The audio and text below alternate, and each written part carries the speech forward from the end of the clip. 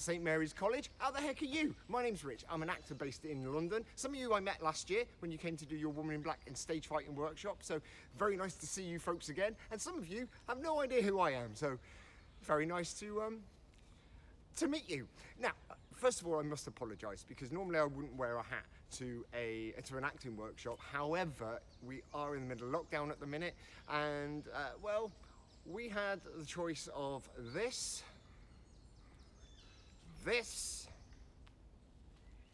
or this. So now I've come here to Queenswood in London today to have a talk to you about Shrek the Musical, because I understand that you went on a virtual school trip to see Shrek just recently. So that's what we're going to be doing today. We're going to go through the way that an actor would approach some of the characters in Shrek the Musical, and we're also going to look at how you might devise a fairy tale of your own.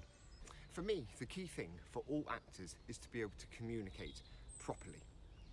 Your job is to be able to suspend the audience's disbelief. They know that they're going to sit in that theatre with a few hundred, a couple of thousand perhaps, other people, and for that short period of time, we have a contract with our audience that they are going to suspend their disbelief and they're going to believe everything that we do on that stage. It's really important for us to not betray that contract. It's really important for us to be able to make everything as truthful as possible. And that's what we're going to be talking about today. So, we're going to have a little exercise in communication. I'm going to say the word you to you, and you're going to say the word you back to me. So I'm going to say the word you in any way that I want, and you're going to say the word you back to me in any way that you want. And I'll leave a little space just after I've said it, okay? You.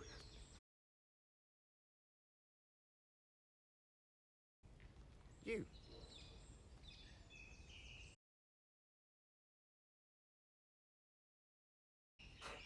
You.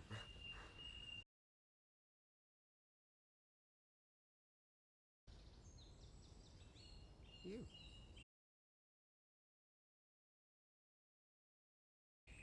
You!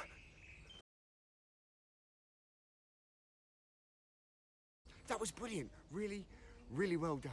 And did they sound the same? No, not at all. Why? Because you are an individual and you're absolutely perfect at being who you are. This time, I want you to say the word you as though you're really suspicious of me. So I'm going to say it first, and then you're going to say it back. Ready? You.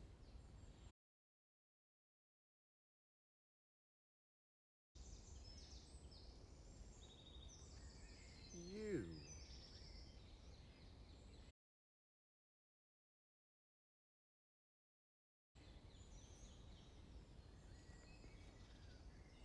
You.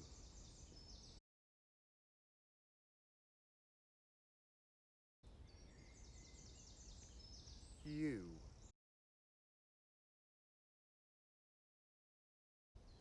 Excellent work.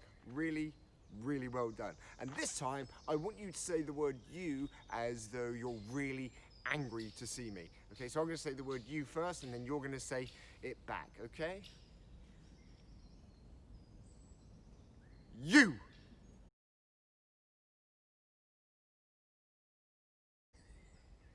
You.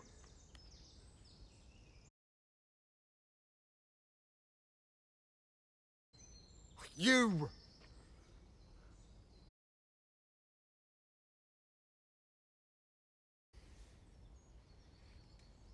You.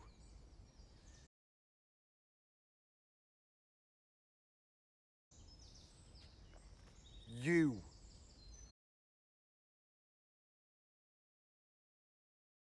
Really good work. Well done, ladies and gentlemen. Just as a recap, you are an individual, and there is nobody in the world that is better at being you than you. And I know that sounds like a cheesy cliche. I totally get it. How can anybody in the world be better at being you than you? Your experiences are incredibly important. What we're going to do now is we're going to play around with our physicality. We're going to create some characters based on some simple suggestions, just some stock characters, which fairy tales are full of. But First of all, it's important to know how we move. So I'd like us all just to move around the space. Now, it's important to be able to know which part of your body that you lead from. Do you lead from your chest? Do you lead from your knees? Do you lead from your chin? Do you lead from your nose? I've got a massive nose. I can't help but lead from my nose. So what I'd like you all to do now is I would like you to create the most stuck-up person in the world, the person who thinks the most of themselves. Ready and go.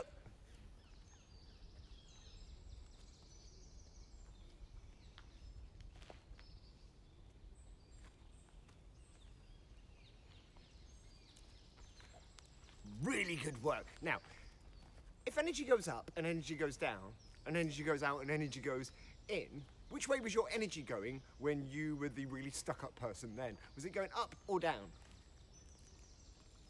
I think it was going up. Why? Because you're full of self-importance. So naturally, your energy goes up because you are more important than everybody else. And was it going out or was it going in?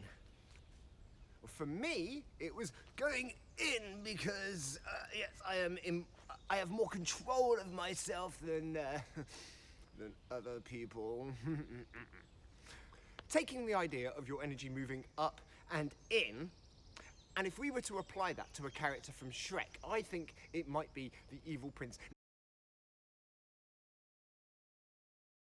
Now look, I know he's a short guy, but the point being that he wants to be taller, and he wants to be bigger, and he wants to be more important. So what I'd like you to do is I'd like you to apply that physicality. I'd like you to think about the character of the prince, and I would like you to use the phrase, once upon a time, as you're moving around the space. And I want to see how the physicality changes your voice. Ready, and go.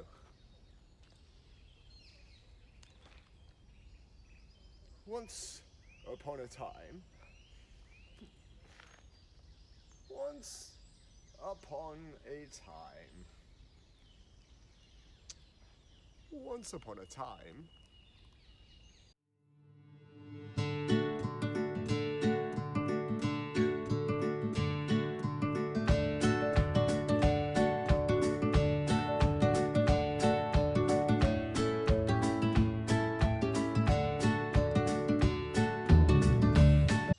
Excellent. How did that work for you? Did you find that it changed your voice at all? Brilliant. Really, really well done. And it's a really fun thing just to be able to practice whenever you want in the safety of your own home where nobody is going to judge you. What I'd like you to do now is to walk around the space as though you were a 5-year-old child. Go.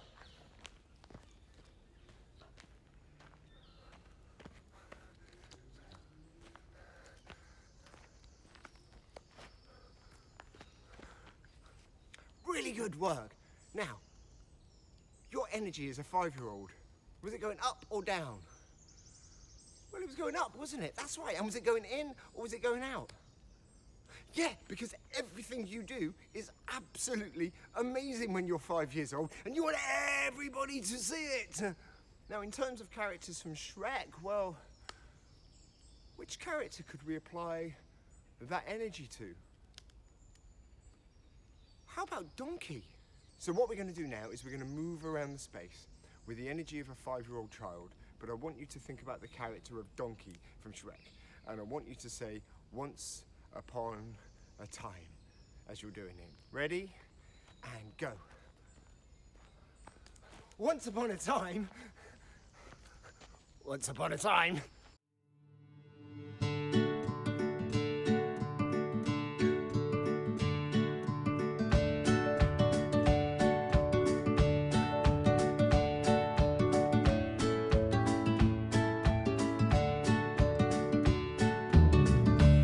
Excellent. How did it change your voice? Really, really good work. Well done, everybody. This time, I want you to try and walk around the space as though you are the world's shyest person. Ready, and go.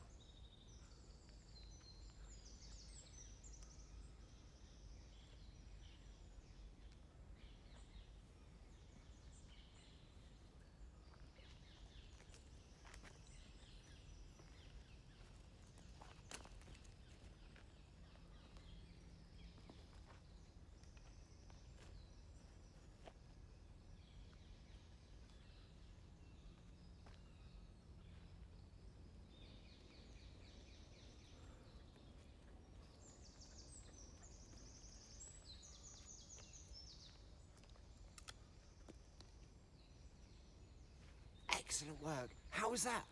And in terms of energy, was it going up or down? Right, it was going down. And was it going in or out? Brilliant. It was going in because you're trying to make yourself unremarkable. You're trying to make yourself as small as possible.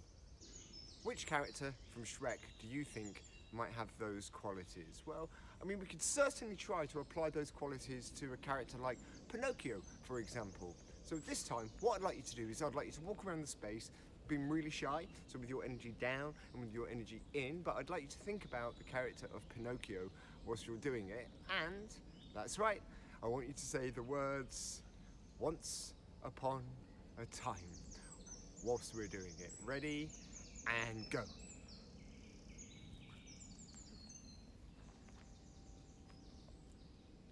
Once upon a time.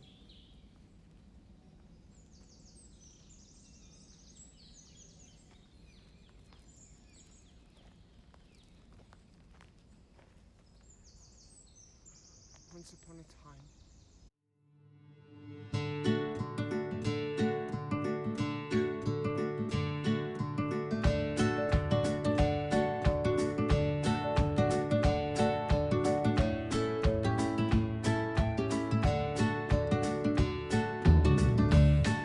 Excellent, really good work. And how was that?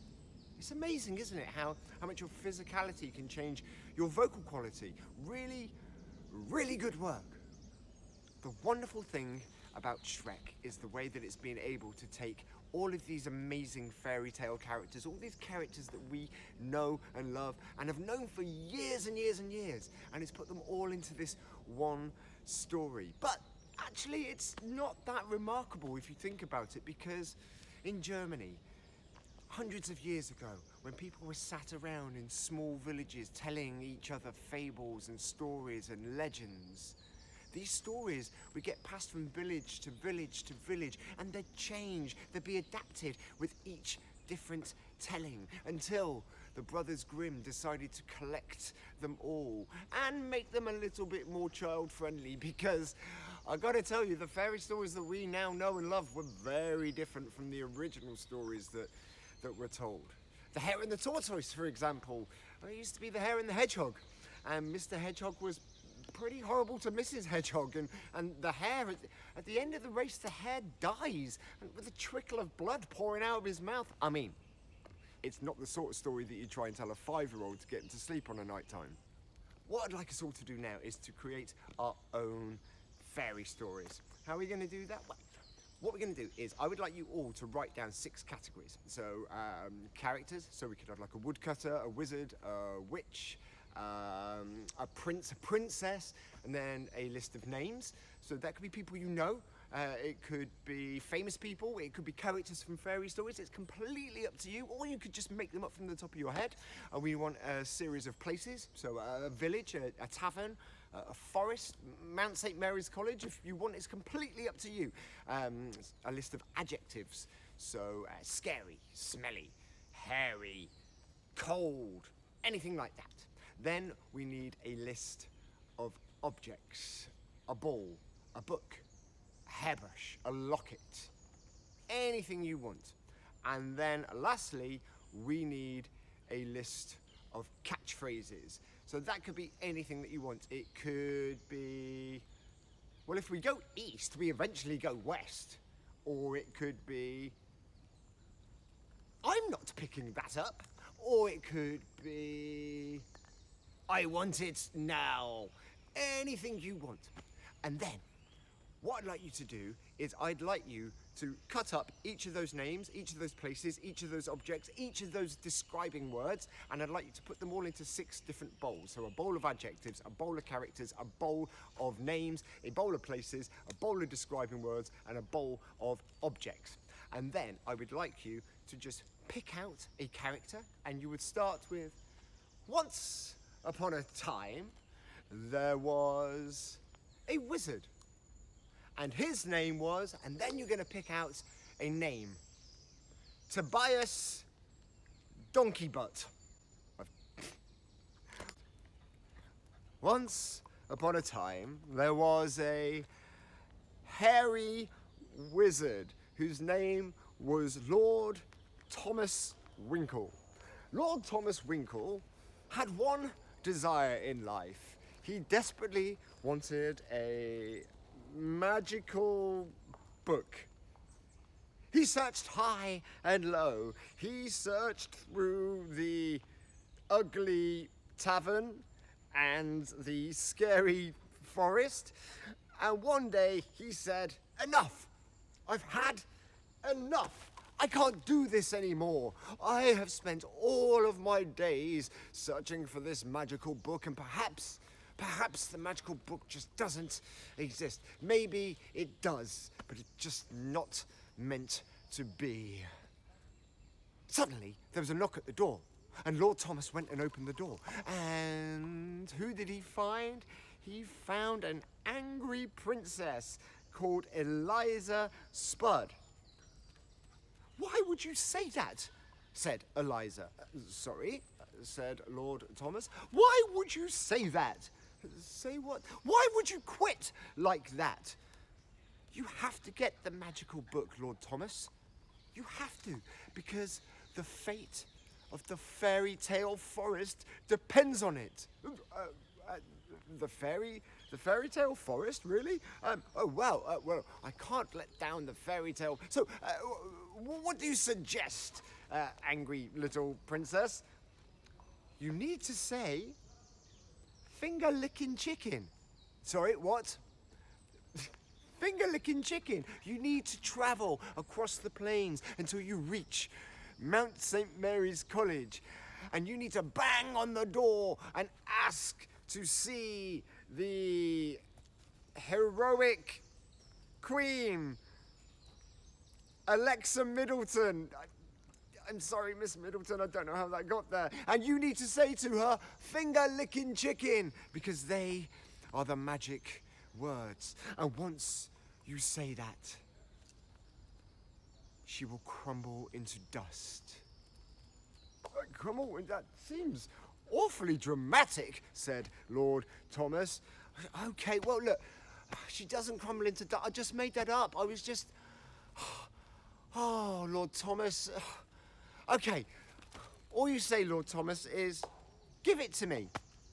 And the Queen will give you the book. That's it. Well, we'll find out if we leave now." "Are you sure this is the way to Mount St. Mary's College?" said Lord Thomas.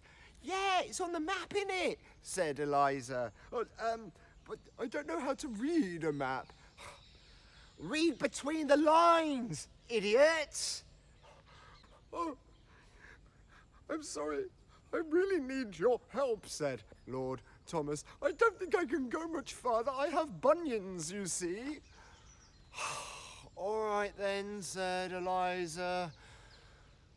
"I'll go and do it myself." So Eliza set off to Mount St. Mary's College. She climbed the steps and she hammered on the big, heavy wooden door. As the door opened, and behind it was Alexa Middleton, the Queen. "Finger-licking chicken," said Eliza. What?" said Miss Middleton. "Finger-licking chicken and the magic words." Sorry, we don't want any door-to-door salesmen today. Thank you very much. There's a sign. Look, you're trespassing. Get off my property." Eliza took a step back. She was perplexed by the Queen's attitude. "Give it to me," she said.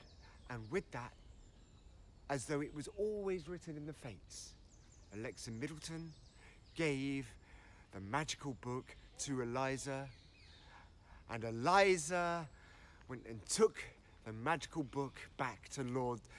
She didn't. Eliza did not take the book back to Lord Thomas, because Eliza hated Lord Thomas. Eliza went and sold the magical book, and she got 3 magical beans, and then she planted the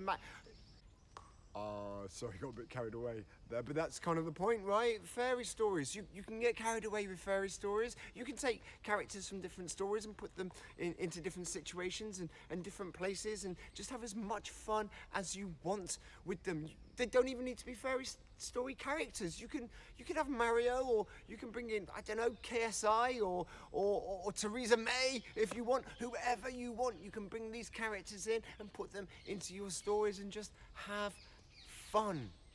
Every time you get a script, I would like you to imagine that it's a picture of a flower. Go with me on this one. What colour would you colour the flower in? Well, some people might colour it in blue. Some people might colour it in red. Some people might colour it in purple. It's still a picture of a flower. You haven't changed the outline. The truth is that that is a picture of a flower, but what you have done is you've changed the details. You've taken ownership of that picture of the flower. It's yours now. It's still the picture of a flower, but it's your picture of a flower. So what I'd like you all to do is I would like you to create your own fairy stories now. I'd like you to sit and start picking these names and characters and objects and places and names and describing words out of the bowls and just start to play around. Video them if you want and just have fun. They can be as silly as you want, they can be as serious as you want. That's the point. It is limitless. This is all about you. That's it for our Shrek Workshop today. Thank you so much, everybody, for getting involved. I hope you had loads and loads of fun. Thank you, Miss Middleton, for organising it and organising a virtual school trip. I mean, wow, that's a brilliant idea. I just want to say to everybody that you are awesome. There's nobody in the world that is better at being you than you. And if that's the only thing you leave here today with, then that I will be incredibly happy. Your experiences are important. You are important. Wishing you all heaps of love and luck, ladies and gents. We'll see you the other side of this. Take care. From me, Rich, goodbye.